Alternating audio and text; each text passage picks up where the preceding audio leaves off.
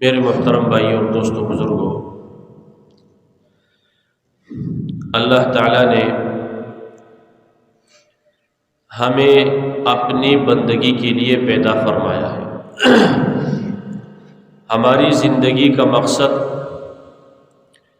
اللہ کی بندگی ہے۔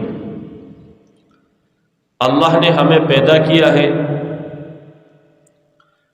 اور اللہ ہی ہمارے ساری ضروریات کو اپنی قدرت سے پورا کر رہے ہیں۔ ہماری زندگی کا مقصد اس اللہ کو راضی کرنا ہے۔ دنیا کی زندگی عارضی ہے۔ رسول پاک صلی اللہ علیہ وسلم نے فرمایا، مَا الدُّنْيَا فِي الْآخِرَةِ إِلَّا كَمَا يَجْعَلُ أَحَدُكُمْ إِصْبَعَهُ فِي الْيَمِّ فَلْيَنْظُرْ بِمَا يَرْجِعُ، کہ دنیا کی زندگی کی حقیقت آخرت کی زندگی کے سامنے ایسی ہے جیسا کہ تم میں سے کوئی آدمی سمندر میں اپنی انگلی ڈال دے اور پھر اپنی انگلی کو نکالے۔ فَلْيَنْظُرْ بِمَا يَرْجِعُ، اب یہ اپنی انگلی کو دیکھے کہ اس کی انگلی کے ساتھ کتنا پانی اوپر آیا ہے۔ ایک قطرہ پانی انگلی کے ساتھ آیا ہے۔ یہ دنیا کی زندگی ہے، اور جو نیچے سمندر ہے یہ آخرت کی زندگی ہے۔ ایک قطرے کی حقیقت سمندر کے سامنے کچھ نہیں ہے۔ دنیا کی زندگی آخرت کے سامنے کچھ نہیں ہے۔ اللہ جل شانہ نے ہمیں دنیا میں اس لیے بھیجا ہے تاکہ ہم دنیا میں اپنے رب کو راضی کریں، اللہ کو راضی کر کی زندگی گزار دیں، اللہ کے احکامات کے پابند بن کر زندگی گزاریں، رسول پاک صلی اللہ علیہ وسلم کی سنت طریقوں پر زندگی گزاریں، اپنے آپ کو اللہ کی نافرمانی سے اور اللہ جل شانہ کی ناراضگی سے بچائیں۔ یہ زندگی کا مقصد ہے۔ اور چونکہ اللہ جل شانہ نے دنیا کی نظام کو انسان کے عمل کے ساتھ جوڑا ہے۔ جیسے جیسے انسان کا عمل ہوگا اسی طرح یہ دنیا کا نظام چلے گا۔ دنیا کی نظام کی خرابی یہ انسان کی عمل کی خرابی کی وجہ سے ہے۔ آج پوری دنیا پریشان ہے، اور ساری کی ساری دنیا اس کوشش میں ہے کہ ہم ان پریشانیوں سے کیسے نکل جائیں۔ حالانکہ پریشانیوں سے نکلنے کا ایک ہی راستہ ہے۔ وہ کون سا راستہ ہے؟ کہ آدمی اللہ کی نافرمانیوں کو چھوڑ دے۔ پریشانیوں سے نکلنے کا ایک ہی راستہ ہے۔ وہ کون سا راستہ ہے؟ کہ جن اسباب کی وجہ سے یہ حالات اور پریشانیاں ہمارے اوپر آئی ہوئی ہیں، ہم ان اسباب کو ترک کر دیں، ان کو چھوڑ دیں۔ ایک ساتھی نے بڑی زبردست مثال دی کہ ایک آدمی کے گھر کو دو تاریں گئی ہوئی ہیں، ایک بجلی کی تار ہے اور ایک ٹیلی فون کی تار ہے، فون۔ ایک کھمبے سے دو تاریں گزری ہیں۔ اب اس کے گھر کے اندر بلب نہیں جل رہا، پنکھا نہیں چل رہا، بجلی خراب ہو گئی۔ اس آدمی نے جو ہے نا مکینک منگوایا اور جا کر جو ہے نا اس کو ٹیلی فون کا تار دکھایا کہ اس میں جو ہے نا کوشش کرو تاکہ میری بجلی ٹھیک ہو جائے۔ اب یہ ساری زندگی لگا رہے گا ٹیلی فون کی تار کو ٹھیک کرنے میں، لیکن ٹیلی فون کی تار کو ٹھیک کرنے میں اس کی گھر کی بجلی کبھی ٹھیک نہیں ہوگی۔ کیوں؟ کیونکہ بجلی کو ٹھیک کرنے کے لیے بجلی کی تار کو چھیڑنا پڑے گا، ٹیلی فون کی تار کو نہیں۔ اسی طرح آج کی دنیا کے اندر جتنی پریشانیاں اور حالات ہمارے اوپر ہیں، ہم ان پریشانیوں سے نکلنا چاہتے ہیں، ہم ان حالات سے نکلنا چاہتے ہیں۔ ساری دنیا یہ چاہتی ہے کہ ہم ان حالات سے نکل جائیں، لیکن جن اسباب کی وجہ سے یہ حالات ہمارے اوپر آئے ہوئے ہیں، ہم ان اسباب کو نہیں چھیڑ رہے، ان اسباب کو چھوڑنے کے لیے تیار نہیں ہے، اور باقی جگہوں سے لگے ہوئے کہ اس کو بناؤ یہ ٹھیک ہو جائے گا، اس کو ٹھیک کرو پھر ٹھیک ہو جائے گا۔ اب لگے ہوئے کوشش میں کام نہیں بن رہا۔ یہ دنیا کا نظام اللہ جل شانہ اپنی قدرت سے چلا رہے، اور اللہ جل شانہ نے اس دنیا کے نظام کو انسان کے عمل کے ساتھ مربوط کیا ہے کہ جب اعمال خراب ہوں گے تو اوپر سے اللہ جل شانہ کے فیصلے بھی ایسے آئیں گے، جیسے انسان کا عمل اسی طرح کا فیصلہ اللہ کا۔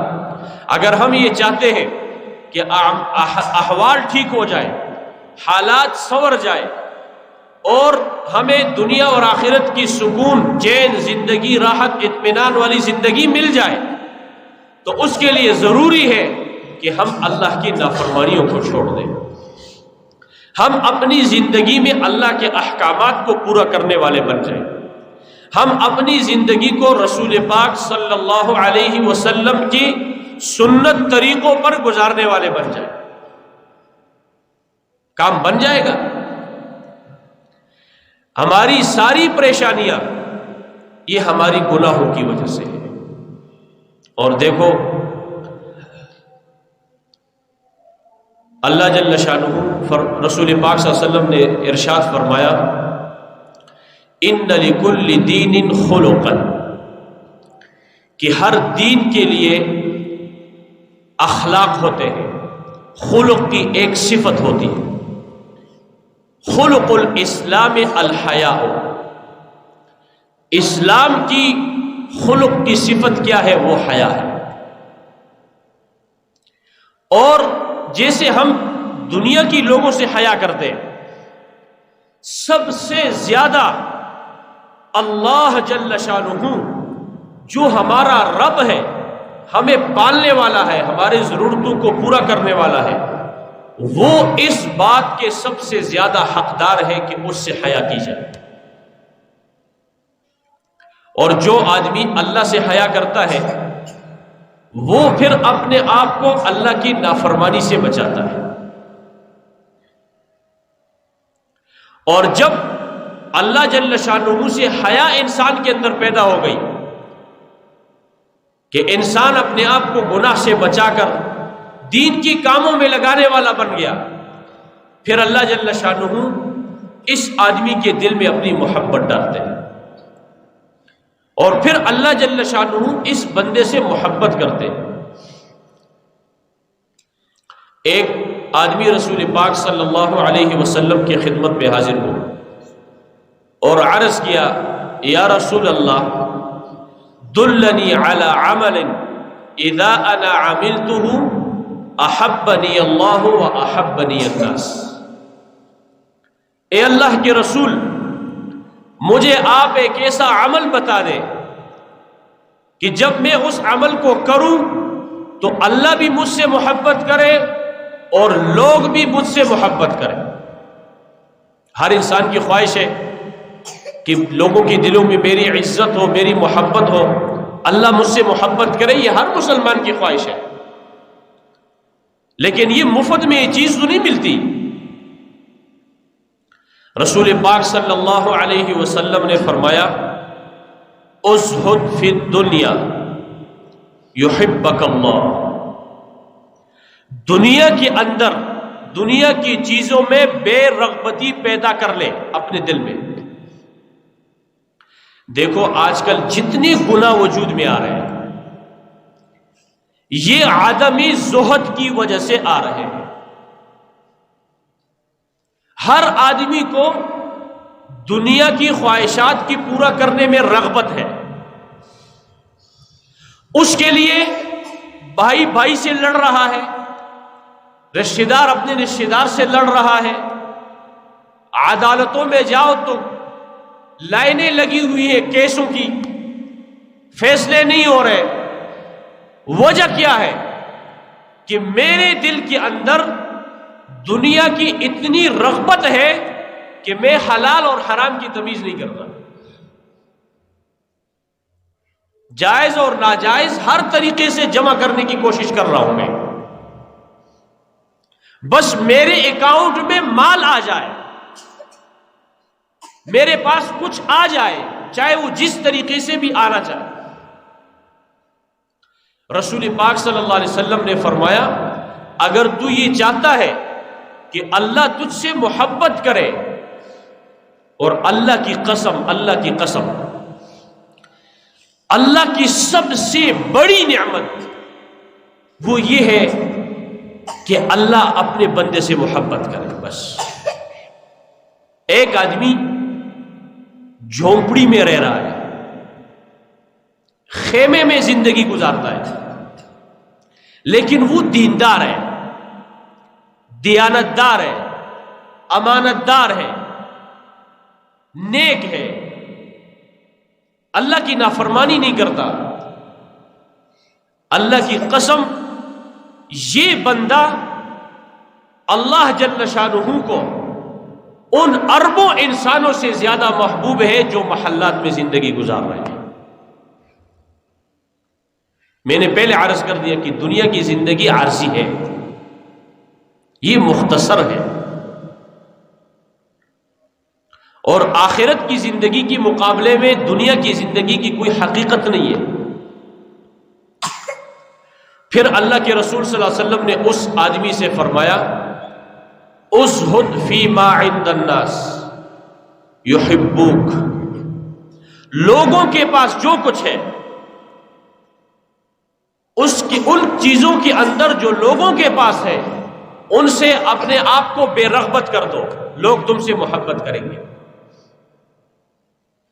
اللہ کے پیارے رسول صلی اللہ علیہ وسلم نے اللہ کی محبت کا اور لوگوں کی محبت کا نسخہ ہمیں بتا دیا۔ دیکھو جب ہم بیمار ہوتے ہیں نا اور ڈاکٹر کے پاس جاتے ہیں تو ڈاکٹر کی نسخوں پر بڑے پابندی سے عمل کرتے کہ نہیں کرتے؟ ڈاکٹر صاحب نے کہا کہ آپ دل کے بیمار ہیں، رات کو 2 بجے اٹھ کر یہ گولی آپ نے کھانی ہے۔ اب میں تہجد کے لیے نہیں اٹھ سکتا، لیکن گولی کے لیے ضرور اٹھوں گا۔ میں اللہ سے دعا مانگنے کے لیے نہیں اٹھ سکتا، لیکن گولی کھانے کے لیے ضرور اٹھوں گا، کیونکہ میرے جسم کا مسئلہ ہے، میری زندگی اور موت کا سوال ہے، اور ڈاکٹر کا بتایا ہوا نسخہ ہے۔ اس کائنات کے سب سے بڑے حکیم وہ حضرت محمد مصطفیٰ احمد مصطفیٰ صلی اللہ علیہ وسلم۔ اگر ہم اللہ کے رسول صلی اللہ علیہ وسلم کی نسخوں پر عمل کریں، اللہ کی قسم ہماری دنیا کی زندگی جنت بن جائے، لیکن ہم نے اپنی زندگی کو عذاب بنایا ہوا ہے۔ کیوں؟ کہ ہم سارے اپنی سمجھ، اپنی عقل پر چل رہے ہیں۔ اس لیے میرے بھائی اور دوستوں، بزرگوں، اللہ جل شانہ قرآن میں فرماتے ہیں وَمَن يَعْشُ عَن ذِكْرِ الرَّحْمَنِ نُقَيِّضْ لَهُ شَيْطَانًا فَهُوَ لَهُ قَرِينٌ، کہ جو آدمی اللہ کی یاد سے غافل ہو کر دنیا میں زندگی گزارتا ہے، اس کو اللہ یاد نہیں ہے، قرآن کی تلاوت نہیں ہے کہ جس سے اس کا دل نرم ہو جائے، اللہ کا ذکر نہیں ہے کہ جس سے اس کا دل نرم ہو جائے، کوئی اور دین کے کام کی مشغولی نہیں ہے کہ جس سے اس کو نیک اعمال کی توفیق مل جائے، یہ غفلت کے ساتھ زندگی گزار رہے ہیں۔ اللہ جل شانہ فرماتے، دیکھو ڈرنے کی بات ہے، اللہ فرماتے نقید لہو شیطانا فہو لہو قرین، کہ ہم اس کے ساتھ ایک شیطان کو لگا دیتے ہیں، وہ شیطان اس کا ساتھی بن جاتا ہے۔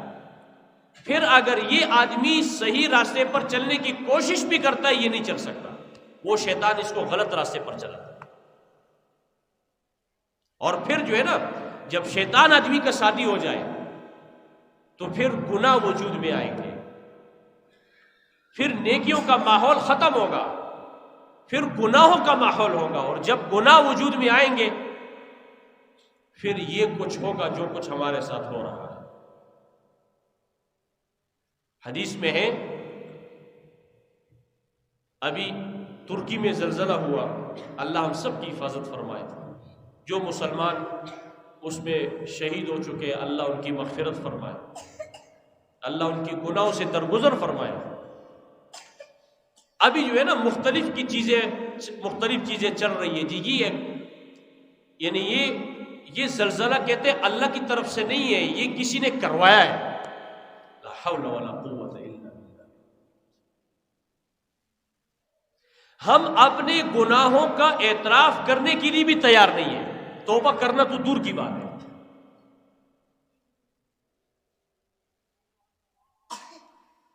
اور زلزلے کیوں آتے ہیں؟ حدیث میں ہے یہ زمین اللہ سے اجازت مانگتی ہے۔ جب گناہ ہوتے ہیں نا زمین پر، اور زمین گناہوں سے بھر جاتی ہے، اللہ کی نافرمانیوں سے بھر جاتی ہے، پھر یہ زمین اللہ سے اجازت چاہتی ہے، اے اللہ مجھے اجازت دے دے کہ میں ان لوگوں کو نگل لوں اپنے اندر۔ یہ جو سمندر ہے، سمندر حدیث میں یہ اللہ سے اجازت مانگتے ہیں، اے اللہ ہمیں اجازت دے دو تاکہ ہم چڑھ جائیں اور ان لوگوں کو نیست و نابود کرے، انہوں نے تیری زمین کو گناہوں سے بھر دیا۔ لیکن بجائے اس کے کہ ہم اس پر توبہ اور استغفار کریں، اپنی گناہوں کی معافی مانگیں، اللہ کے سامنے رجوع کریں، دیکھو ہمارے پاس اور ساری دنیا کے پاس ان سارے حالات سے نکلنے کا اور کوئی راستہ نہیں ہے سوائے اللہ کے سامنے رجوع کرنے کا بس۔ اور جتنے راستے ہیں یہ سارے غلط ہیں۔ جتنے راستے ہم اختیار کریں گے ہم اس پہ ناکام ہوں گے، جیسے ہم ناکام ہو رہے ہیں۔ ہمارے پاس نکلنے کا راستہ کیا ہے؟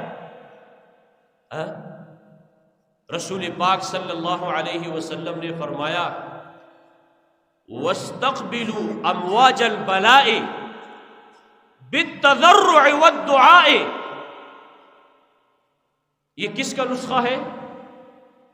یہ کسی ڈاکٹر کا نہیں ہے، کسی دنیا کے ایسے حکیم کا نہیں ہے، یہ اس حکیم کا نسخہ ہے جس کے بارے میں اللہ نے فرمایا ان هو الا وحی یوحى علمہ شدید القوى، کہ جو اس کی زبان مبارک سے بات نکلتی ہے وہ اللہ کی کیا ہوتی ہے؟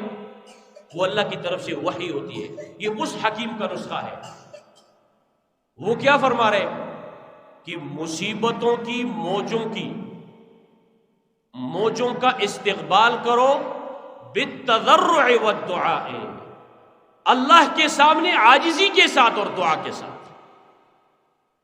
ہمیں یہ راستہ سکھایا گیا۔ ہم مسلمان ہیں، اس لیے میرے بھائی اور دوستو ہم عزم کریں، نیت کریں کہ اپنے آپ کو موت تک گناہ سے بچائیں گے اور نیک عملوں کو اختیار کریں گے۔ اور آپ کو ایک آسان نسخہ بتاتے ہیں گناہ سے بچنے کا، ایک مجرب عمل۔ ہم یہ چاہتے ہیں کہ ہم گناہ سے بچ جائیں۔ وظیفہ نہیں ہے کہ آپ وظیفہ کرو سبحان اللہ الحمدللہ، نہیں، وہ عمل ہے، کرنے کا کام ہے۔ وہ کیا کام ہے کہ جب صبح آپ اٹھے دعا آپ نے پڑھی الحمدللہ الذی احیانا بعدما اماتنا والیہ النشور، بیٹھ گئے، سارے کاموں سے پہلے اپنے دل کے ساتھ یہ عزم کریں کہ آج کا دن شام تک میں اللہ کی نافرمانی نہیں کروں گا۔ اپنے ساتھ عہد کریں، یہ سوچے، سر نیچے کر کے سوچے کہ میں آج اللہ کی نافرمانی نہیں کروں گا، میں کبیرہ گناہ نہیں کروں گا۔ میں اپنے اور زبان سے بولے کہ اپنے ساتھ کہ میں عہد کرتا ہوں کہ میں آج کبیرہ گناہ کے قریب نہیں جاؤں۔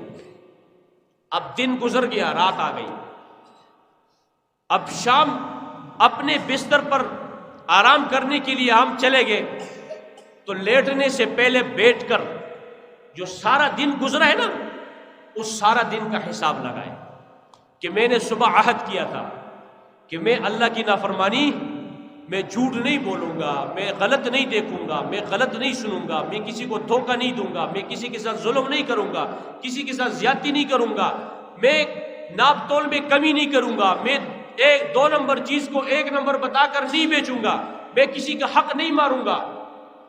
1-2 دن تو یہ سارے گناہ گنوائیں اپنی زبان سے، اور پھر جو ہے نا روزانہ اس طرح کرتے کرتے پھر شام ہو جائے، پھر اپنے ساتھ حساب کرو کہ آج کا دن جو میں نے عہد کیا تھا کیا اس پر پورا اترا ہوں یا نہیں اترا۔ اگر کچھ گناہ نظر آ گئے تو مسلمان کی، مومن کی یہ شان ہے کہ جب اس سے کوئی گناہ ہو جائے تو اس وقت تک اس کو چین نہیں آتا جب تک کہ توبہ کر کے اس کو معاف نہ کرا دے۔ فوراً کیا کرے؟ توبہ کرے، استغفار۔ اس نسخے پر عمل کریں گے انشاءاللہ، میں بھی انشاءاللہ آج کے بعد کروں گا، آپ بھی کرو، اور پھر دیکھو چند دن کے کرنے کے بعد ہماری زندگی کیسے سکون کے ساتھ گزرتی ہے۔ جب گناہ کو چھوڑ دیں گے اور نیکی کے کاموں میں آگے بڑھیں گے، اللہ کی قسم یہ دنیا کی زندگی جو ہے نا جنت بن جائے گی۔ اللہ تعالی ہم سب کو عمل کی